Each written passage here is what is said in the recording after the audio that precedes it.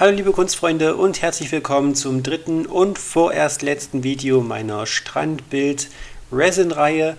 Und ich bin mir sicher, ihr habt schon viele eigene Versuche gestartet nach den letzten beiden Videos und seid nun gespannt auf die nächste Stufe.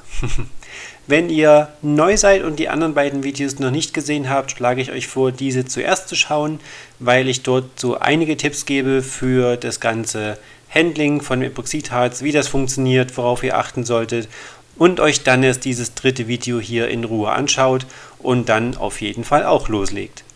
Damit ich nicht alles nochmal erzähle in diesem Video, werde ich euch nur erzählen, was an diesem Projekt anders ist als an den vorhergegangenen beiden und lasse euch dann den Großteil des Videos mit Musik im Hintergrund anschauen, damit ihr in Urlaubslaune kommt und auch direkt loslegen wollt mit euren Strandbildern.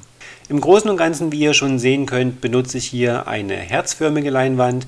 Das ist mal eine schöne Abwechslung zu den sonst üblichen quadratischen und gerade als Geschenk für eure Lieben natürlich noch etwas ganz Besonderes.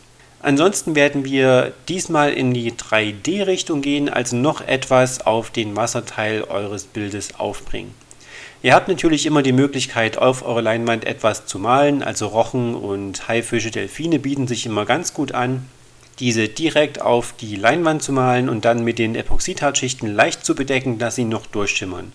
Das sieht sehr gut aus, das wirkt auch sehr gut, hat aber den Nachteil, dass wenn man doch etwas zu viel Pigmente in seinem Epoxidharz hat, die ganze Mühe umsonst war, weil man sie dann einfach nicht mehr sieht.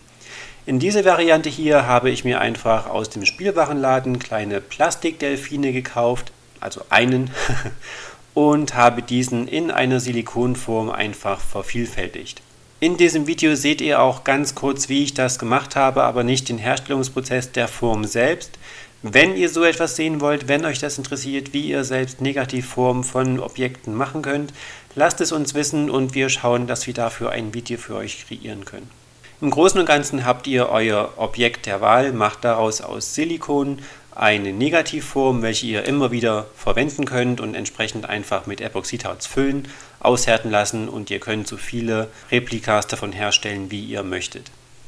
Das habe ich auch hier mit meinen Delfinen gemacht und damit das ganze Bild dynamischer wirkt, diese einfach dann durchgesägt, damit man sie in verschiedenen Positionen auf der Leinwand positionieren kann. Das Ganze festgeklebt und das Epoxidharz verbindet alles wunderbar mit der Leinwandschicht, allen Equipment, was ihr darauf aufbringen möchtet und bringt das Ganze ins richtige Licht, wenn ihr Glitter mit hineinbringt. Damit das Ganze am Ende aussieht, als ob die Delfine aus dem Wasser heraus oder hereinspringen, habe ich noch kleine Glasstückchen um die Delfine verteilt und ganz zum Schluss habe ich noch silber-weißen Flimmerglitter darauf verteilt, damit es wie Lichtreflexion aussieht.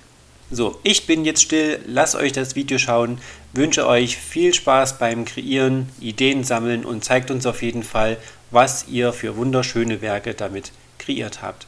Schaut auf jeden Fall bei uns im Shop vorbei, dort gibt es das Epoxidharz und einiges an Equipment, was ihr für die Bilder brauchen könnt. Und ja, viel Spaß beim Weiterschauen. Bis dann!